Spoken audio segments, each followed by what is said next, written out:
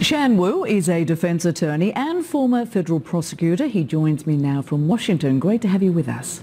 Good to see you. So Ghislaine Maxwell is accused of trafficking teenage girls to have sex with Jeffrey Epstein. But the defence strategy in this criminal trial is to attack the victim's credibility and say Maxwell was a scapegoat for Epstein, while the prosecution will focus on what they perceive as her critical role in Epstein's life. Which side has the heavier lift, and what will you be watching out for? Well, the prosecution always has the heavier lift. They have the burden of proof. And here they have a case which they have significant challenges with. It's an older case, and therefore the evidence and the recollection of the witnesses is going to be subject to attack and criticism because of the age of it. So what I will be watching for is it is clear that the defense strategy is to attack the credibility of these victims, and that's a risky strategy because you can certainly end up having it backfire and making the victims more sympathetic. So we'll be looking to see how that cross-examination goes by the defense and how sympathetic the victims will come across. And of course, on Monday, Maxwell's defense attorneys painted her as a scapegoat for the sins of Epstein. How will that strategy likely play, particularly given not one man in this case is being prosecuted? Yeah, that's an interesting atmospheric that's going on here. I think there is very powerful atmospherics of what we think of as guilt by association. Even the prosecution's indictment has pictures of Maxwell and Epstein together, so they're certainly focusing on this idea that she was very close to him, and not only must she have known what was going on, but her very role was to help him manage things and must have been managing these crimes as well. I think the defense is onto something where they want to argue that, you know, she's a scapegoat, she's the closest they can get to Epstein, but that's not really going to help them, particularly if there is evidence of her actually committing these sexual abuses as well.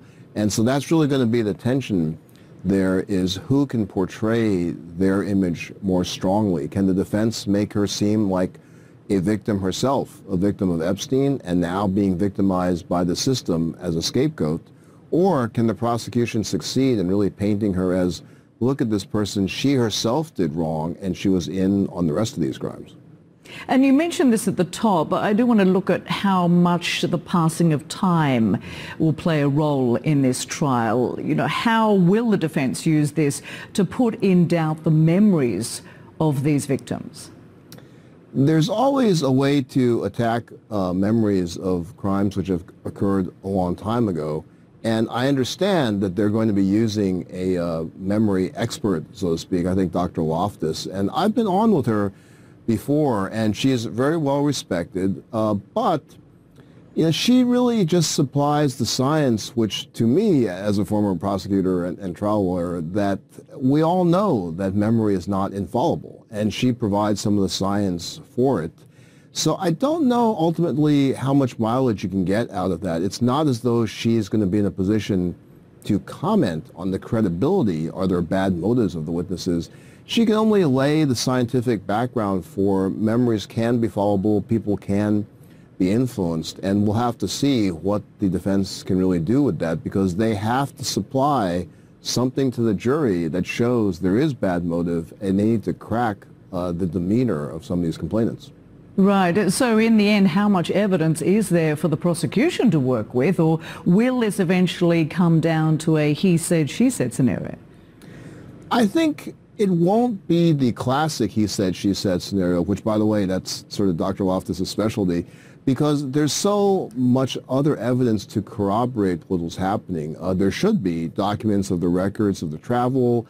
They have numerous other witnesses who worked for Epstein, all to corroborate the recollection of the witnesses. So it's not simply a situation like some cases I had tried, where you just have the word of an adult remembering something that happened a long time ago as a child and the defendant's denying it. Here, of course, Epstein is not around to deny it, and Maxwell has the additional cushion of saying, well, maybe that happened, but I don't know. So I don't think it'll be a very classic he said, she said. I do think the prosecution has had time to give themselves a lot of corroborating evidence and probably a lot of witnesses to corroborate it as well.